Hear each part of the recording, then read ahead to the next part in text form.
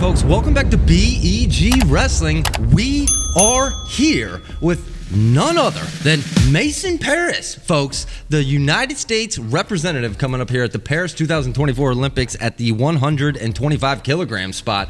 Mason, appreciate you coming on the show. Big fans. Now, I do want you to know at the Olympic World Trials, I coincidentally sat beside or right next to your family. And I was going to introduce myself, but I was a little intimidated. But I wanted to ask, as you were growing up, you know, who was kind of more in charge in the house? Who was the boss of the house? Yeah, first off, thanks for having me. I would say definitely my mom. She's a tough woman. She, played a lot of sports, and I take nothing away from my dad. He's a big dude. He's tough, but my mom runs it. Very interesting. But he would say differently.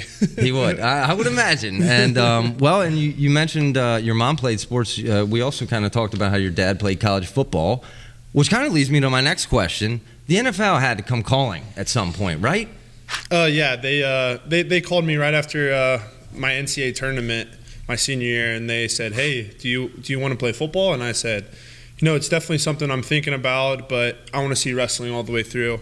And I'm at least wrestling until this next Olympic cycle. I'm going to try to make the team. I'm going to try to win gold. And they told me, hey, when you hang up those wrestling shoes, give us a call. So I have some of their numbers, and that's definitely something I think I'm going to look into. Hey, all right. Maybe seeing them in NFL in the future, but definitely the opportunity of a lifetime here right in front of you. But let me rewind and kind of go back to when you were a senior in high school, and obviously you had the decision between football and wrestling, okay? And we've seen people now attempting it and do it in the past two sports.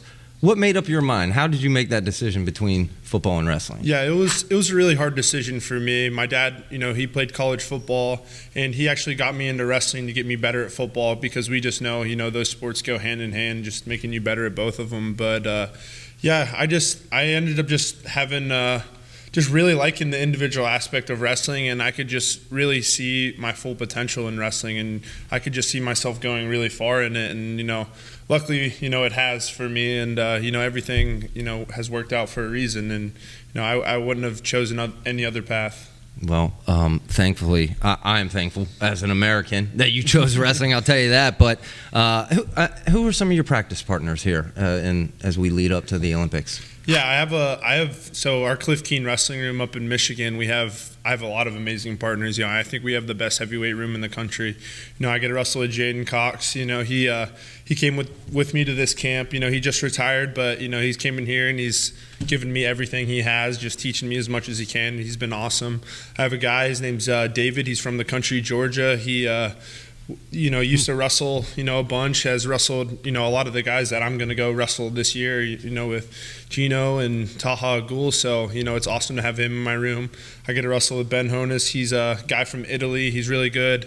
I got to get to wrestle with Lucas Davison, NCAA runner-up this year, And then, a bunch of other college guys that I get thrown around in, and, they're always bringing in different guys for me. So, they take really good care of me.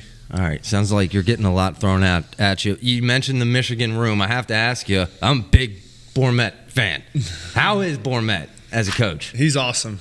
Sean's a great dude. He pours a lot into our wrestling. He spends so many hours that you couldn't even believe into our wrestling team, and he does just so much, and it's been awesome to see how much our program has grown in the last since he's taken over. I was his very first recruiting class, actually, so I was one of his very first recruits, and it was awesome for us to go all the way through and me to achieve that NCAA title for him. Wow. So I would imagine you probably hold a special place in Bourmet's heart, right? First recruiting class, but I have to ask you, a chip on your shoulder. Now, there's a lot of people who kind of expected Kirkville to be here, but I think you're 3-0 the last three matches, right? So you have any kind of chip on your shoulder at all, maybe a little bit? Yeah, definitely. I think a lot of people are underestimating me a little bit, on this world stage. And, I know I'm right there with all these guys. I had a really, close match at Worlds that, I think, I should have won, after, now that I have more experience and more international wrestling freestyle experience. So, I'm really excited to go out there and wrestle at the Olympics and just really, prove everyone wrong that, I'm a gold medal contender. Yeah, well, I like the chip on their shoulder. But off that, I have to ask you, how would, if Gable Steveson walked in here, how would that match end right now? I would love to wrestle him. I think he's one of those guys that people overlook me because he's beat me in the past, but I've been training really hard, and I think I've just grown so much since the last time we've wrestled, and I feel like I've just gotten so much better, and I think I just continue every year to get a lot better than I was the previous year. Yeah, we have seen the progress made. Now, what do you think you have to do to knock off Zareh at the Olympics? Yeah, he's really tough. He's got really good underhooks. He stays in really good position. But for me, it's just me shutting down those underhooks that a lot of those Iranians do, and me circling in, staying in, and really just getting to my offense. I wrestled him. It's been a long time since I wrestled him. 2019 at the Junior Worlds, and got him there. So I think he's going to have a little bit of hesitation wrestling against me, But I'm really excited for that, and I think my style really matches up really great with him. Well, you're certainly a different animal than you were 5 years ago. Let me ask you, now after you go to Paris and you win this gold medal, now what's the first thing you're going to do after that? I don't know. I haven't really thought anything ahead or after the Olympics. It's just always been looking to that gold medal and then trying to figure out what else is next. But I'm actually taking a little trip with my family after the Olympics over in Paris. We're going to a few different places over in Europe. So, that's the first thing that I'm going to do, and then go home and, maybe take a few weeks off of wrestling, enjoy myself a little bit. Why not? Yeah. After that gold medal, I don't blame you. Yeah. All right, let me tell me something about Mason Parris that people don't know outside of wrestling. Let's see, outside of wrestling, I'm always I've cared a lot about school. I appreciate school a lot. I was a civil engineering major in college at University of Michigan. Then I got accepted recently into my master's program for construction engineering and management. And I think that's something that is definitely a potential thing for me in the future. And I always tell the little kids that you gotta be good in school. To go out and be good at wrestling, you got to give 100% in everything you do.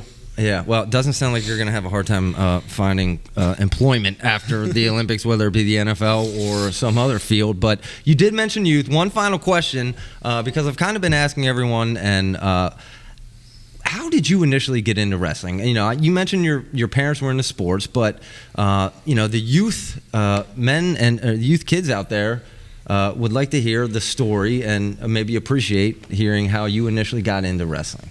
Yeah, I started wrestling I was 4 years old, and I just did it just to get better in a lot of the other sports. I was always a 3-sport athlete growing up, doing as many sports as possible. I know a lot of people say, oh, you should specialize in one thing, but I also did. Besides football and wrestling, I ran track in high school, and I was a state.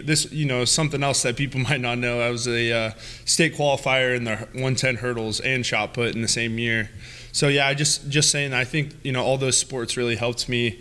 It prevented me from getting burnout from my other sports, and just continued to keep my love for all those other sports. But my dad started our wrestling program when I was young. He only wrestled for 5 years, but he started our program because he knew how much it helped me and all my teammates out in the other sports. And it was awesome to see how much our youth program has grown. It was over 100 kids at some points, and it was awesome. Yeah, well, it's interesting.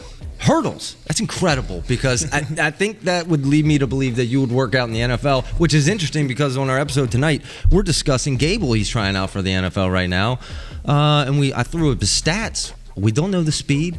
We don't know the quickness. That'd be important. You got it. But Mason, I just want to thank you, man, for coming on the show, and wish you the absolute best of luck over in Paris.